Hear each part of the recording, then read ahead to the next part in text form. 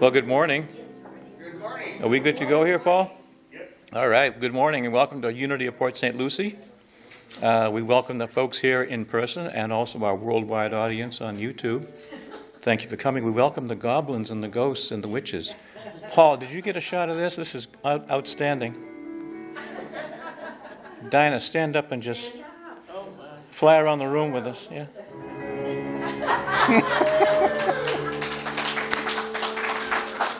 That's outstanding. All right. We begin as usual with our opening song, One Light.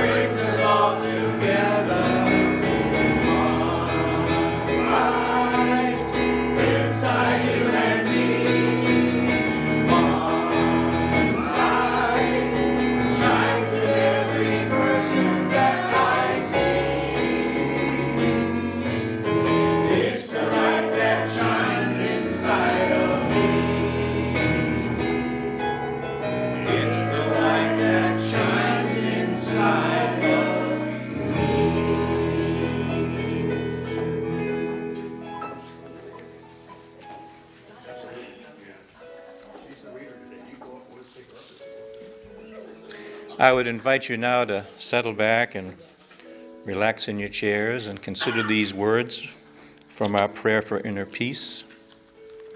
I open my heart and mind this morning to the presence of God that is within me and in everyone and everything, that one power and one presence. I let God's peace fill my being. In this presence, I am peaceful, poised, confident, and strong. I relax in God's loving care, releasing all my cares, knowing that God is upholding me and sustaining me in all that I do. God's presence calms me, quiets the storms around me, and leads me to a place of perfect peace. As I center myself in that peaceful presence this morning, I let go of every concern and relax in the safety of God's love and in the love of those around me. I find Unity of Port St. Lucie a sanctuary of love and peace, and I am open and receptive to receive all that has to soothe my mind and soul this day. And so it is. Amen. Would you join with me in our mission statement? Why are we here? To develop our spiritual connection with God through prayer, education, and service. In our vision, where are we going? Unity of Port St. Lucie is an expanding community for personal healing and spiritual growth. Socially distanced welcomes, here we are. God bless you all. Hello, virtual people. Yeah. Yeah, we look to be. We're all professionals here. We've been here before. Good. All right. We have our first congregational song. It's called "Happy Day." Mr. Shepherd.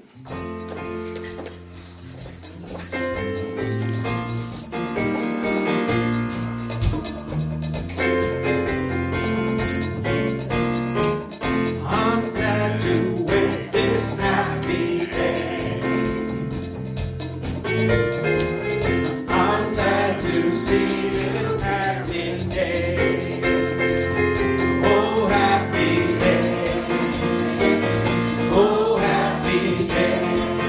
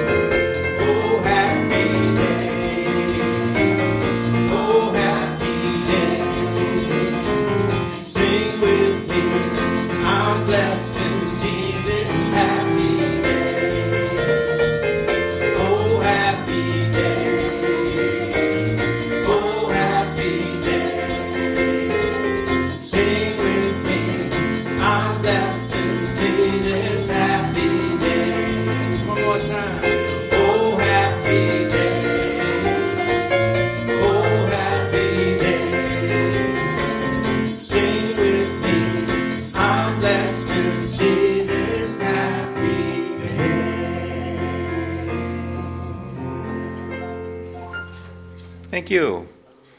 This morning, our daily word will be read to us by Susan Wagner.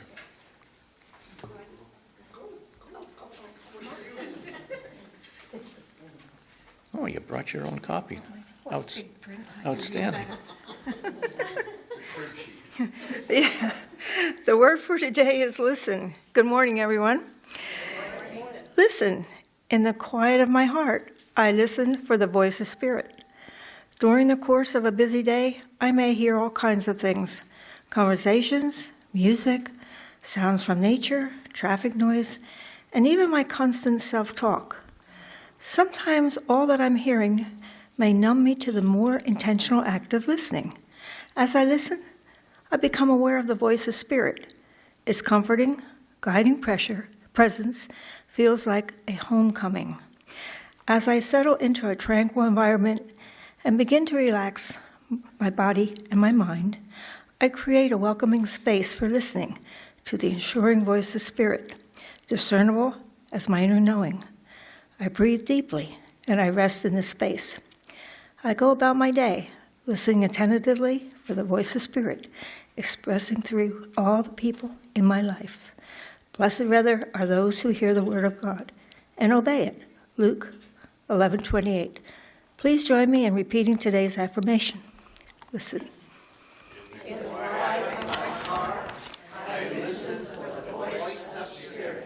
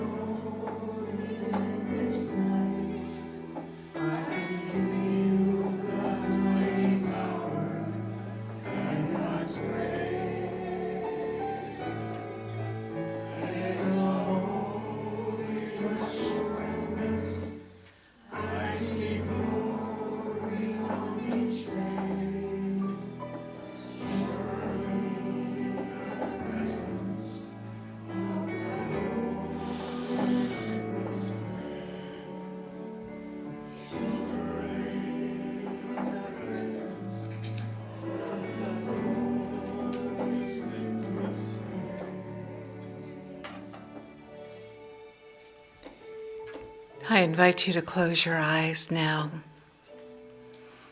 and begin the process of relaxing deeply.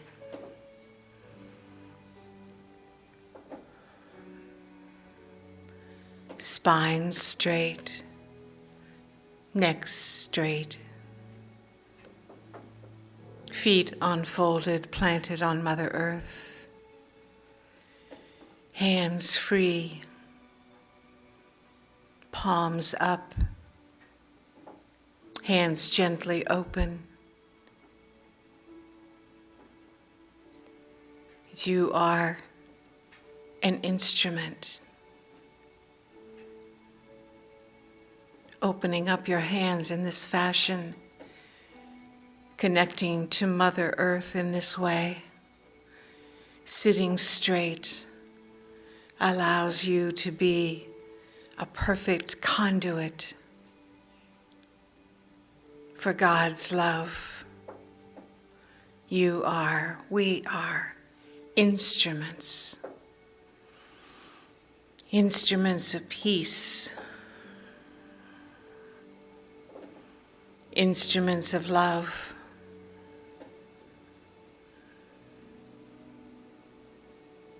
We take this opportunity together to settle into that knowing, to fully embrace that understanding we have of precisely what we are.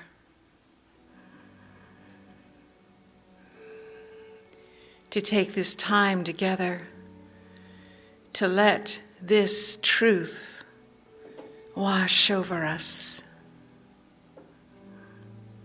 We are instruments, God's instruments of peace and love. And right now, we sit together for a few moments in the silence, aligning ourselves to that truth completely, fully, aligning ourselves to the truth of what we are, the truth of our power, together now in the silence.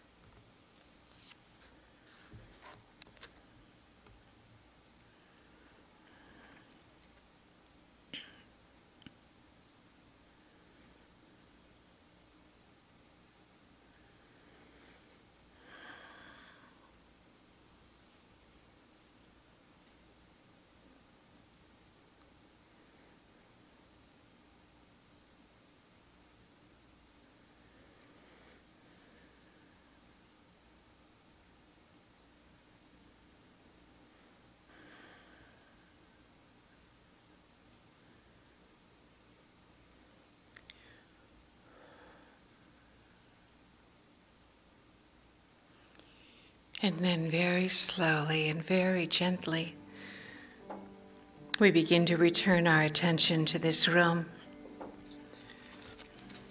Slowly, we reopen our eyes.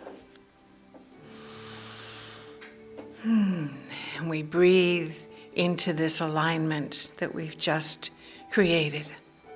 Mind, body, and spirit perfectly aligned. And for the opportunity to do this together, we sing Alleluia.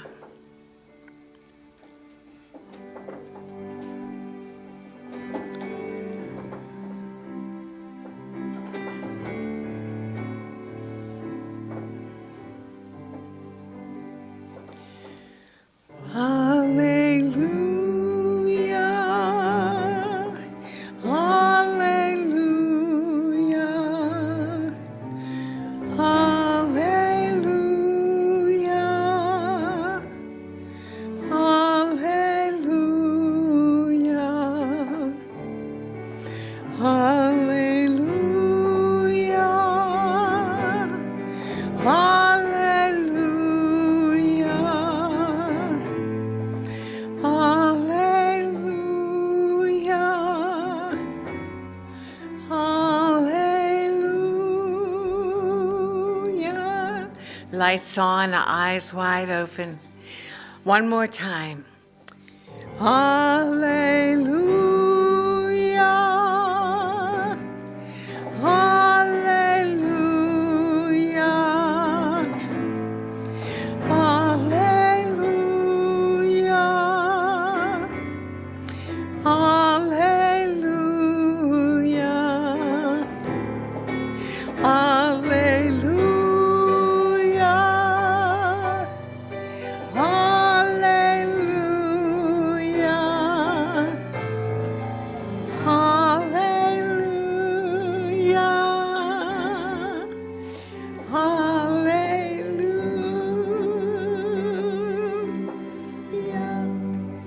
thought you left with the clicker. Didn't want to interrupt the flow here. Oh, thank you, hon. There you go. Thank you, thank you, thank you. Good morning, everyone. Good morning. Pardon me.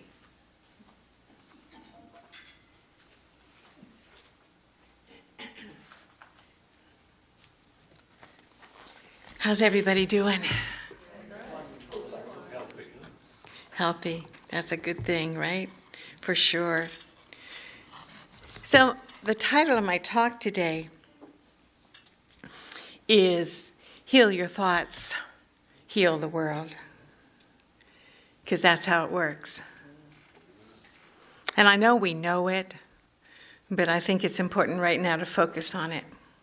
So I'm going to focus on it by talking about something that you've probably heard me talk about before, maybe years ago, or heard someone else talk about within the past couple of years. I checked with Sherry, and she assured me no one's spoken about it very recently, so I'm comfortable with bringing it up today because I think the time is absolutely perfect for us to talk about it today. In fact, I think the universe in its own way is demanding that we pay attention to this subject and figure it out. Figure it out now. We have no more time to spare. In 2005, a man by the name of Joe Vitale, and some of you may know about Joe. How many of you are familiar with, his work? In 2005, Joe had his first conversation with this lovely man up there in the photograph next to him. The man's name is Ahalaiakela Hugh Len, Hawaiian man, a psychiatrist with the doctor in front of his name.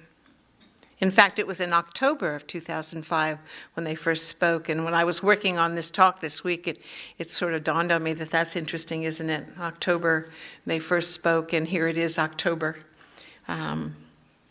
And I'm just going to share directly from the book. Joe wrote a book based on his, not only that conversation with Dr.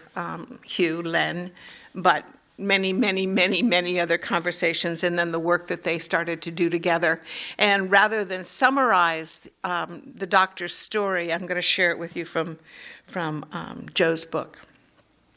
So Joe said, the first time that I spoke to this man, he explained that he worked at Hawaii State Hospital for 3 years. The ward where they kept the criminally insane was a dangerous place. Psychologists quit on a monthly basis. The staff called in sick a lot or simply quit. People would walk through that ward with their backs up against the wall, afraid of being attacked by patients. It wasn't a pleasant place to work, certainly to live or even visit. Dr. Hugh Len, or E, as he asked to be called, said he never saw patients professionally during those 3 years. He never counseled with them. He agreed, when they hired him, however, to review their files. While he looked at those files, sitting at his desk, he would work on himself. As he worked on himself, patients began to heal. This became even more fascinating, Joe said, when I learned the following.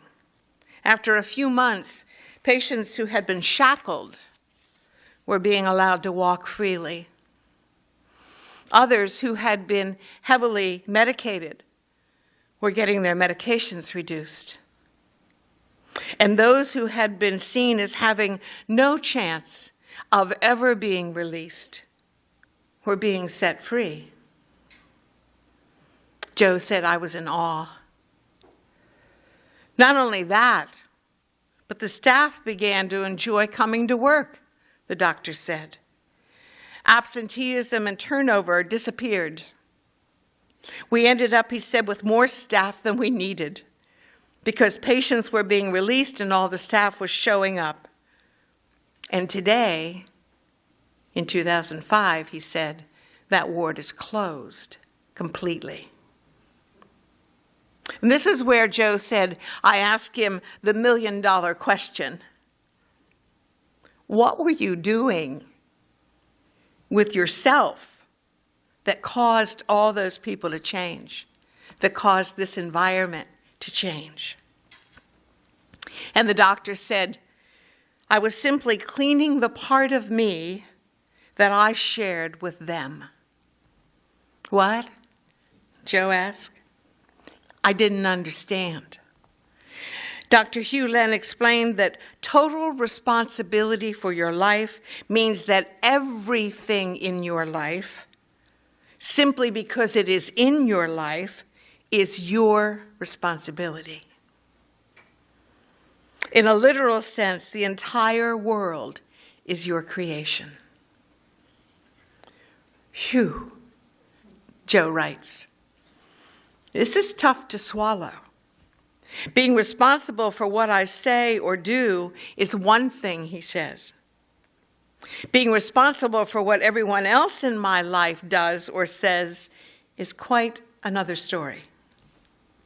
Yet the truth is this: if you take complete responsibility for your life, then everything you see, hear, taste, touch, or in any way experience is your responsibility, because it is in your life.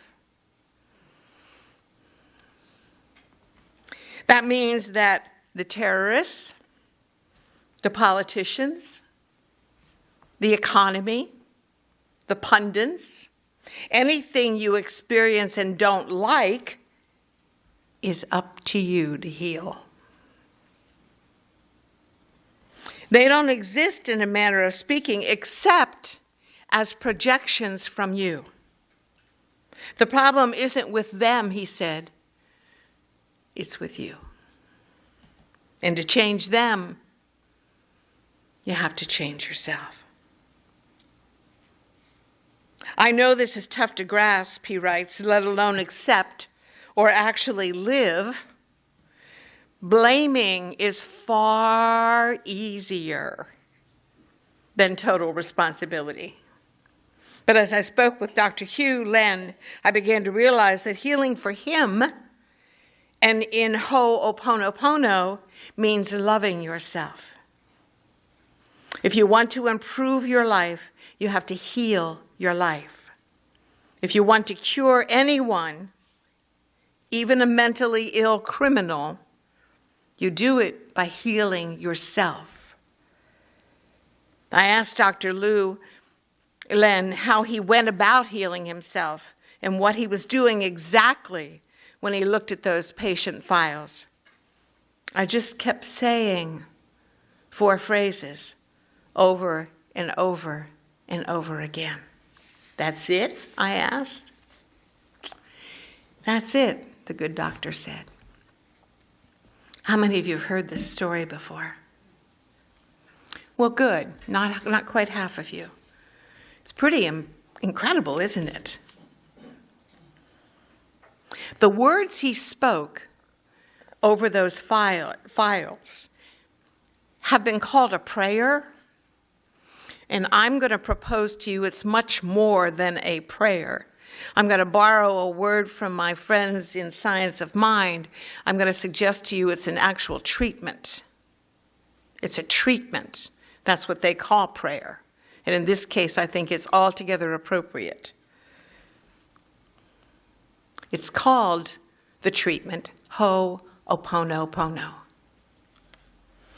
Ho'oponopono, according to the dictionary, is a process of letting go of toxic energy within you. Letting go of toxic energy within you to allow the impact of divine thoughts, words, deeds, and actions. Put differently, Ho'oponopono means to make right or rectify an error. Therapists, let me talk about therapists because that's what Dr. Hugh Len is. Therapists traditionally approach problem solving, he explains to Joe Vitale, and healing with clients, believing that the source of the problem is with the client. Makes sense, doesn't it? Using Ho'oponopono, the therapist has to be willing to be 100% responsible as the source of that problem. Has to acknowledge that that problem is based on erroneous thoughts in him or her that they're projecting onto the patient. That's pretty intense, friends. And yet, it's what we teach in Unity. Thoughts held in mind, produce after their kind, is one of our basic principles. How far do you think that goes? Being 100% responsible for actualizing the problem, manifesting something based on your thoughts, allows the therapist to be 100% responsible for solving it, for healing it. Let me give you a practical example based on my personal life, and I think you can relate to this. I have a middle grandchild who has a history in her young life thus far of mental illness, drug and alcohol abuse. She has been in and out of several treatment centers. She has crashed and spiraled out of control such that we've had to rescue her from time to time for some pretty scary situations. Her drama consumed my family's life for a while, do you know, as we were all kind of figuring out how to be with this. Historically, for a good, I would say, year, when my daughter would call crying to tell me that our Becca was spiraling out of control one more time, I had an instantaneous reaction. I felt a crushing heaviness here. Instantaneously. Crushing heaviness. I felt a spontaneous release of whatever lightness I might have been feeling prior to that phone call. Spontaneously dissipated.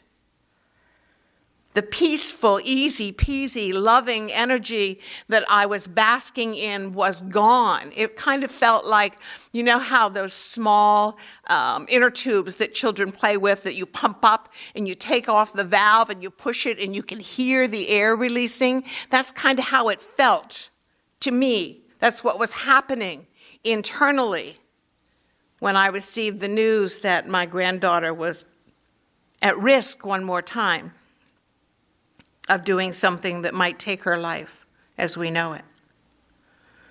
And what replaced that easy peasy lightness was dark, dense, heavy energy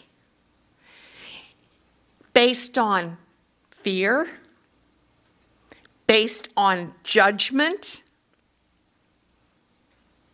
based on projections that I made immediately, based on every movie I've ever seen, every story I've ever read, everything I've ever heard about addiction and mental illness. You see, all of that wrapped up meant bang. I projected the worst case scenario, the awfulness, the scariness of all that onto my granddaughter. And the reaction was instantaneous. Happened in the blink of an eye. Think about that, and I know you can relate. I know you can relate. Every single solitary one of you can conjure up your own example. Because I think what I'm talking about is pretty customary human behavior. Customary human behavior. Habitual, in my case, habitual. It took me almost a year to get tired of the cycle,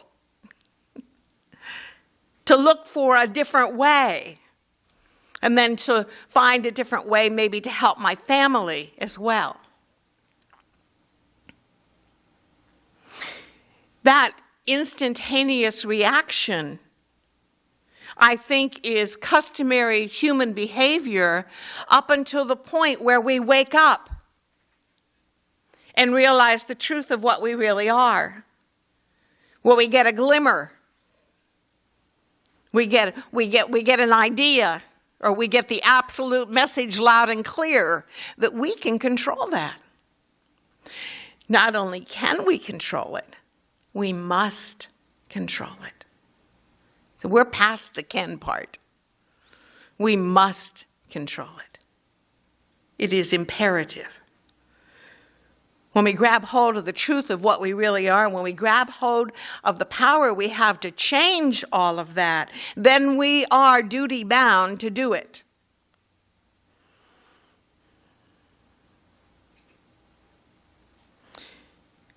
When we use Ho'oponopono, according to Dr.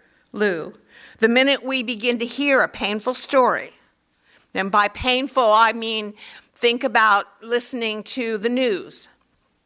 Think about listening to a conversation these days relative to the voting season, for example, relative to politics in our country, relative to racism in our country, relative to disease in our country, relative to the economy in our country. Think about that kind of pain. Don't you feel pain sometimes when you hear about such things? Of course you do.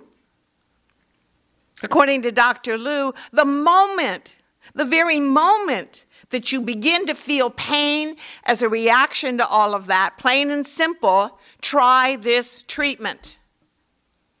It works. It works miraculously. The story of that mental hospital is one of the most powerful examples I've ever read about the power that we have when we acknowledge it and use it. Joe Vitale, in his book, says this: as erroneous thoughts, when we use this treatment, as erroneous thoughts are replaced by loving thoughts, in the therapist, in the grandmother, in you, in me, in all of us, as erroneous thoughts, error thoughts are replaced by loving thoughts, they're also replaced not only in us, but in everyone else we know. Because if you think about the idea that all there is energy, right? And that we're all sharing the same energy, to the extent with which our own energy increases and vibrates at a higher rate and is lighter, airier, more peaceful, gentle, calm, we influence the environment around us. And if two of us do it together, wow, we influence twice as much environment. And if 5 of us do it together, wow, we influence 5 times as much environment. And if this room full of people do it together, and we will today, God only knows, literally, what kind of influence we have. Joe says we transmute erroneous thoughts. We transmute. The word transmute means to change. Charles Fillmore, one of the founders of Unity, wrote about transmutation. He wrote about the power we have by changing our thoughts to transmute everything, beginning with ourselves. In my own example with my granddaughter, I can tell you that when I began to control my reaction, I noticed the rest of the family began to calm down.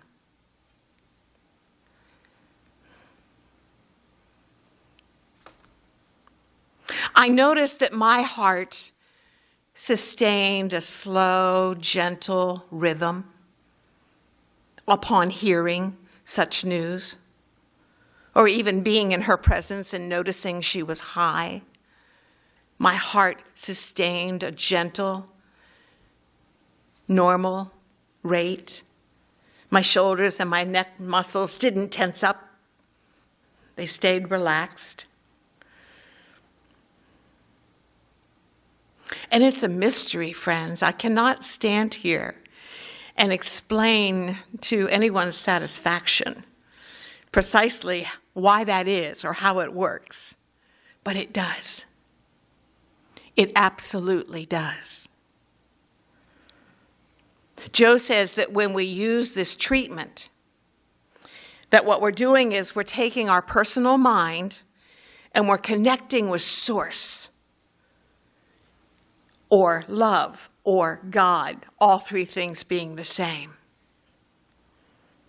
The moment we do that, we surrender our personal will over to the will of God, or Source, or love. And love, friends, is the very strongest of all the powers in the universe. There is none stronger. None. The strongest, most effective power in the universe.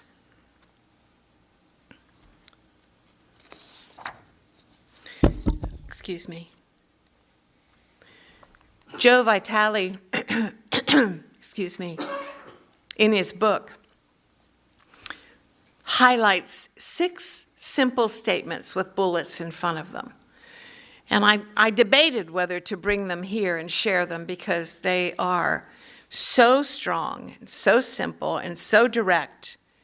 I was concerned that somebody might not be ready to hear them. Well, I'm going to share them anyway. And if you're not ready to hear them, just bear with those who are. Number 1, he says, the physical universe is an actualization of my thoughts. Can you wrap your head around that? Some of you are saying yes. Others of you are just staring at me. I think if I had a whole afternoon or so, I could convince you, but I don't. So just consider it. Number 2, he says, if my thoughts are cancerous, they create a cancerous physical reality. I almost changed the word cancerous, and I thought, nope, I'm going to leave it there, because it's a pretty gosh darn scary word. So it fits. If my thoughts are cancerous, and boy, do I have to catch myself these days, lest my thoughts are cancerous. I have to be vigilant. I have to work every day. I have to apply these practices and these principles every day, several times a day. I must. The world depends on it. So do you. I certainly do. He goes on to say, number 3, if my thoughts are perfect, they create a physical reality brimming with love. What is a perfect thought? A gentle thought, a non-judgmental thought, an inclusive thought, a loving thought, a positive thought. That's what's perfect. He says, when our thoughts are like that, they create a physical reality brimming with love. Love, like I said, the greatest power in all the universe. Think about the Bible for a minute. I like 1 Corinthians chapter 13, verses 1 through 8, and think about these words as I bring them up and share them with you. If I speak in tongues of men or angels, but do not have love, I am only a resounding gong or a clanging cymbal. If I have the gift of prophecy and can fathom all mysteries and all knowledge, and if I have a faith that can move mountains, but I do not have love, I have nothing. If I give all I have to the poor and give over my body to hardship so that I could brag about it, but I do not have love, I gain nothing. Love is patient. Patient. Love is kind. Kind. I received a text from a family member. I have family members who've never been political until this season, and so they're trying their way. They're taking baby steps, and they keep checking in with me to see if the reaction is appropriate or not. So I'm happy to play that role. So one of them texted me to show me the ads that have been placed in Times Square. Have you seen it? No? Okay. Horribly mean, nasty. You know, Times Square, those ads up there, they're bigger than life. Someone actually placed 2 ads up there denigrating the family of our president. And the person who shared this text with me was like, it's pretty funny.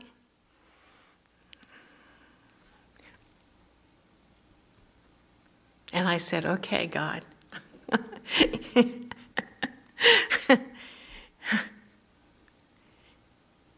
And I texted back and I said, really? I think it's just mean. And I didn't hear anything for about an hour. Someone else in the family texted me and said, I'm pretty sure he agrees with you. I let it go. Oh, because it was one of those group texts, you know. So lots of people were reading it. And then it came. And he said, yeah, I guess you're right. Love is kind, friends. Love is kind, not just when it suits you. Love is kind. And it's patient. So sometimes you have to wield it over and over and over again. It does not dishonor others. It's just right here. Basic teachings. It is not self-seeking. It is not easily angered. Love. Not easily angered. Anchor in love. Love keeps no record of wrongdoings. Love does not delight in evil. Substitute the word meanness. Love does not delight in that. Love. You are love. But love rejoices with the truth. All there is love. Dum-da-dum-da-dum. A lot of truth to that, isn't there, Jeff? Love always protects, always trusts, always hopes, and always perseveres. Love never fails. Charles Fillmore, one of our founders, described love as the power that binds and joins in divine harmony the universe and everything in it. Wow. That's a pretty neat idea. Something that binds in unity the universe and everything in it. Love can do that. Love insists that all is good, in spite of any appearances to the contrary. Love insists that all is good. And refuses to see anything but good. Love understands all misunderstandings. Joe Vitale goes on to add 3 more statements. I am 100% responsible for creating my physical universe.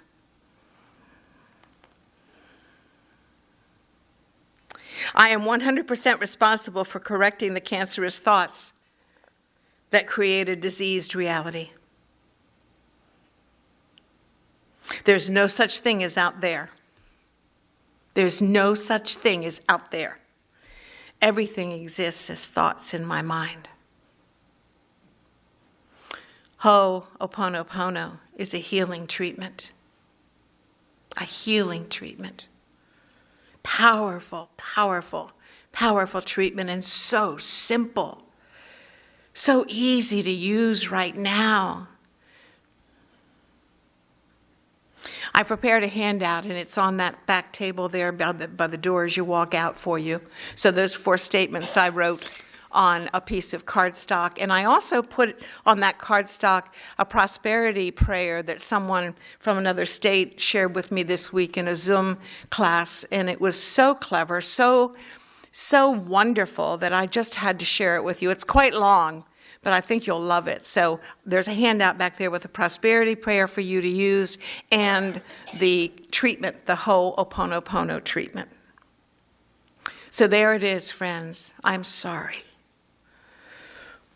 I remember first time I ever spoke about this at a workshop, and someone said, well, what am I sorry for? Well, I'm sorry for the thoughts I just had because I don't like them very much.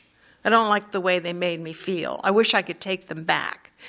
I'm sorry. I'm sorry for those thoughts. I'm sorry for those thoughts I had about you. I'm sorry for those thoughts I had about that politician. I'm sorry for those thoughts I had about anybody, anytime where it's appropriate to be sorry for them. I'm sorry. Please forgive me.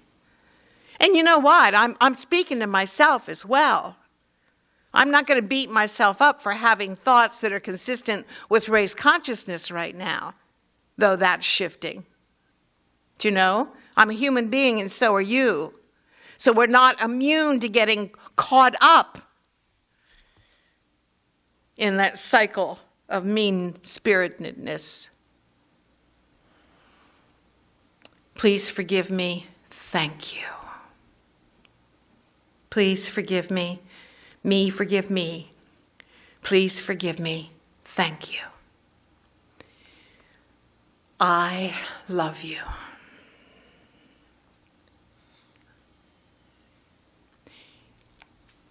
And I'll tell you what, spiritual warriors can use that treatment with anybody. I challenge you to use it with anybody, especially those with whom you disagree, those with whom you're angry, those that have touched all of your buttons and caused you to go, ew. Especially.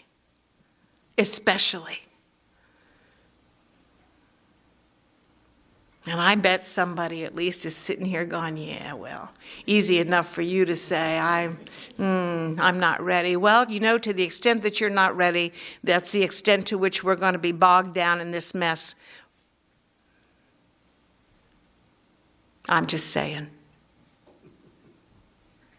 So let's do a healing treatment together. Are you willing? Yes. What should we work on?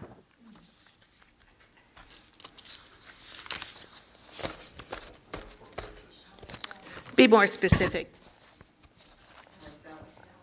Ourselves.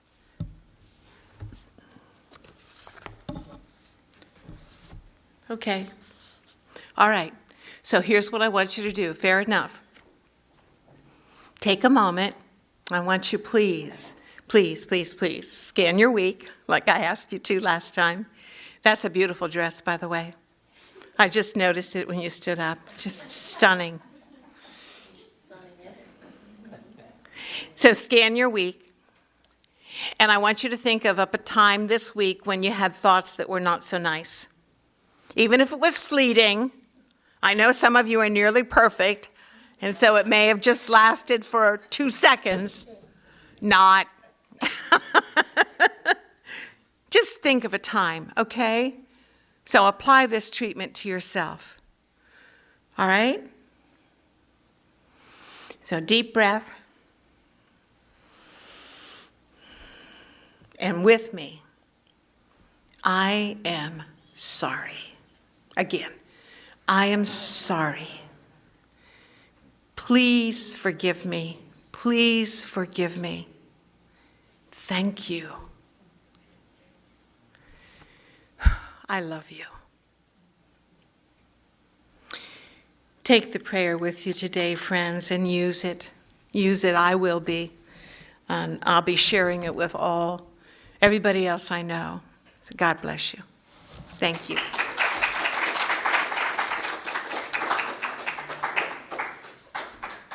Great message. Thank you for sharing. Now, Jeff Shepard has a song How I Feel, but there's a audience participation in it, right? Yes, there is. But first, I want to say that was some powerful stuff. And there's one line in the second verse I'm going to sing.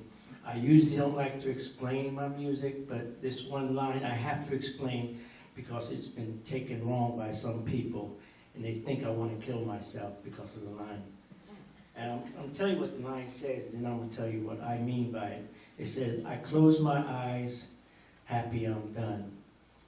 And what it means to me is that when your life on this planet in this way that we are, when God is done with you being in this form, then you move on to another form. And so I'm happy that I've done the journey. That's what it means. And I've had people that thought I needed to be committed. Not related. So anyway, since my other half is not here, there's a chorus that I have that's going to be out there. And you can join in with me and help me, because the congregation is going to take the part of my wife singing. Sorry, never mind. Sorry. Please forgive me. But the song does mean a lot to me.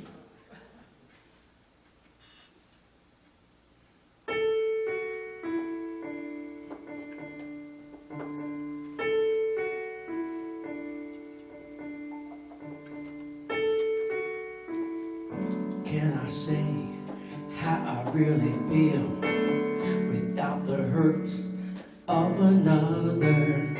No eyes can always see alike. A work of art has many, many views. If I offend with my own view, am I so wrong with how I feel? An open mind can always learn. Mistake do not take away love. One spirit, one love, not to be unplugged. One eye, many sights, many roads there, all right. One spirit, one love, one eye, unplugged. One eye, many thoughts, many roads there, all right. No one leaves the planet alive. Doesn't matter how long you're here or how you feel. God's given space. Birth and death are short events. The real show is up to us. One can sit back and watch life happen, or be a part and make a difference. I close my eyes, happy I'm done. One spirit, one love, not to be unplugged. One eye, many sights, many roads there, all right. One spirit, one love, not to be unplugged. One eye, many sights, many roads there, all right. Now I do a little interlude, and then everybody's gonna come back and sing with me. I just can feel it. If you can't sing, just move your lips, you know?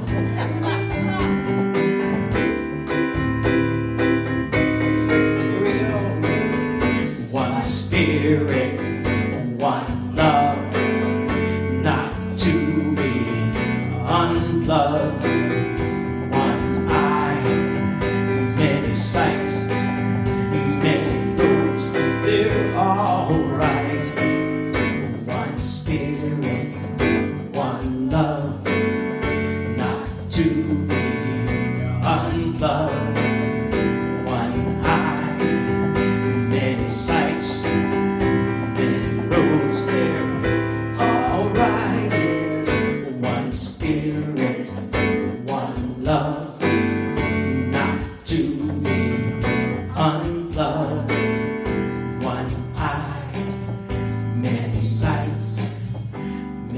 rose there, all right.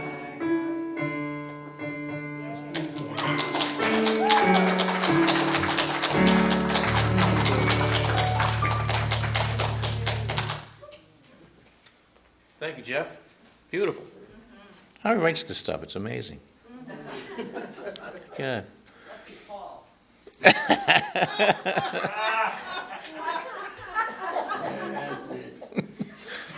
Oh, we have arrived at that point in the service where we get to express in some tangible sense our appreciation for Unity of Port St. Lucie. So I would invite you to take your offerings and your tithes in your hands and say with me, divine love through me blesses and multiplies all that I am, all that I give, and all that I receive.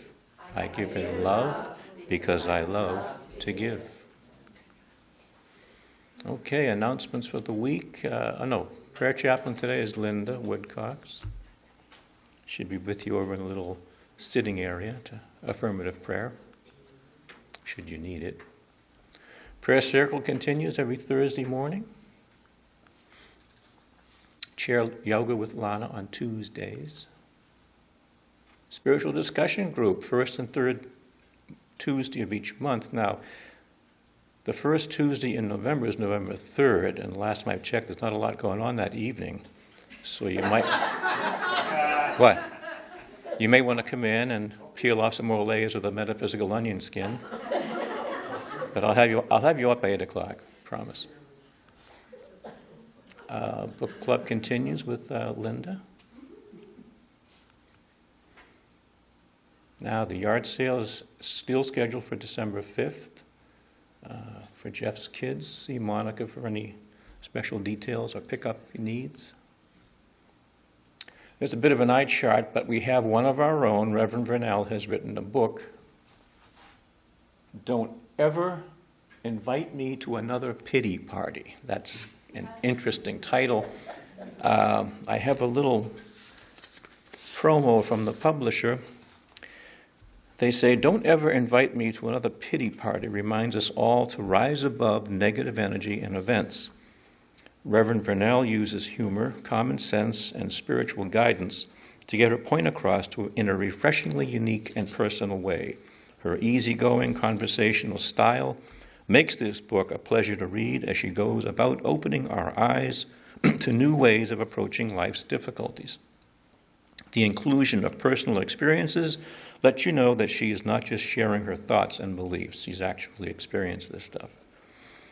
She is proving what she thinks and believes and all of the ideas, suggestions, and recommendations that the book has to offer. So I would invite you, it's on Amazon. I just Googled the title and boom, it popped right up. So don't ever invite me to a pity party. Oh, that's right. That's right. Special day. It's not the first Sunday, but it's a Jeff Shepherd Sunday. Happy birthday, Jeff. Well, thank you. You gotta play your own music, though. Happy birthday to you. Happy birthday to you. Happy birthday, dear Jeff. Happy birthday to you. Well, thank you. And anybody interested, Linda's birthday is on Wednesday, and we're going to try and celebrate both of our birthdays this evening at Terra Firmata's. I think it's 7 or something. 6? No, 5? No, it's 5 to 8. 5? Yeah. Okay, Linda's substitute, you see. Hopefully Linda will be able to make it. And we are, while I have the floor, if I do. You do. The choir is having rehearsal this Wednesday at 6 o'clock. All are welcome. Choir, Even me? 6 o'clock. Yes, Yes, sure. you can move your lips, you can dance up and down, bounce. You're welcome. Madam President has a message.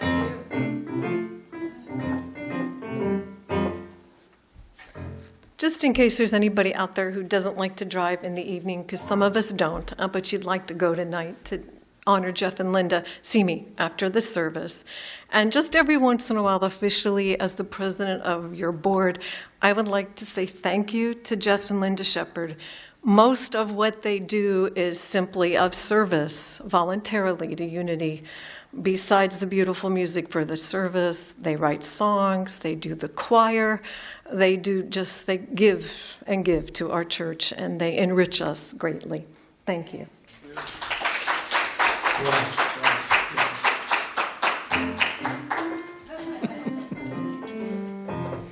We have a new member orientation scheduled for November 15th. Reverend Linda will lead that. It's not like an all-day affair and there's no test to prepare for, and you just come right in and we'll get you squared away. So that's November 15th, 12:30 to 2. Next Sunday, Renee Seiler returns and joins with us. His title is Our Quest for Perfect Leaders. I don't think he's talking about a political shift here, so that should be interesting. And thank you all for coming in today. Appreciate it. Thanks for the virtual folks tuning in. We love you too. A lot of folks put this thing together, so thank you all around. And now, our peace song.